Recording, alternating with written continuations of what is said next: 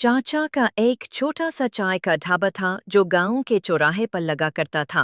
सुबह की ताज़ी हवा और चाचा के हाथ की खुशबूदार चाय से दिन का आगाज होता। हर किसी को उनकी चाय पसंद थी, खास तौर पर इसमें मोहब्बत का जायका होता। उनकी पोती आलिया स्कूल के बाद अक्सर ढाबे पर आकर मदद किया करती। इसी चौराहे के कोने पर रमेश लाल की कुरियाने की दुकान थी। रमेश लाल पैसे के पीछे अंधा हो चुका था। वो नाकिस चीजें बेचता, नाप तोल में कमी करता और लोगों को बेवकूफ बनाकर पैसा कमाता। गांव वाले मजबूरन उससे सामान लेते क्योंकि यही सबसे बड़ी दुकान थी। एक दिन गांव में अफवाह फैल गई कि शहर से एक बड़ा अफसर गांव आ रहा है जो ईमानदार लोगों को सरकारी स्कीम के तहत इनाम देगा। सब अपनी दुकानें संवारने लगे, साफ सफाई होने लगी।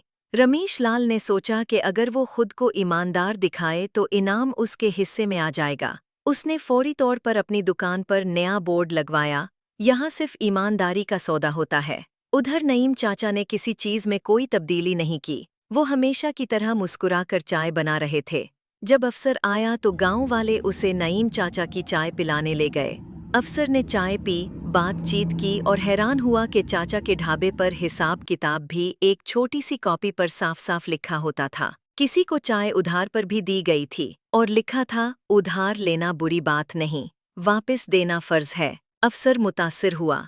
उसने पूछा, आपने कभी लालच नहीं की दूसरों की तरह? नईम चाचा मुस्कुराए, साहिब अगर लालच करता तो शायद ये चाय कभी इतनी मीठी ना बनती। मैं अपने पोतों को रिस्वे हलाल देकर सिखाता हूँ कि इज्जत पैसों से बड़ी होती है। अफसर ने अगले दिन ऐलान किया कि इनाम नईम चाचा को दिया जाएगा। रमेश लाल को बहुत गुस्सा आया मगर वो कुछ न कर सका। उसे शर्मिंदगी का सामना भी करना पड़ा जब कुछ गांव वालों ने इसकी दुकान पर से चीजें वापस कर दीं।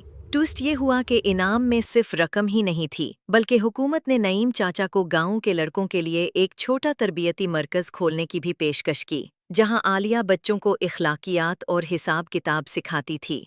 अब चाचा की चाय के साथ सच का सबक भी मुफ्त मिलता था। अखलाकी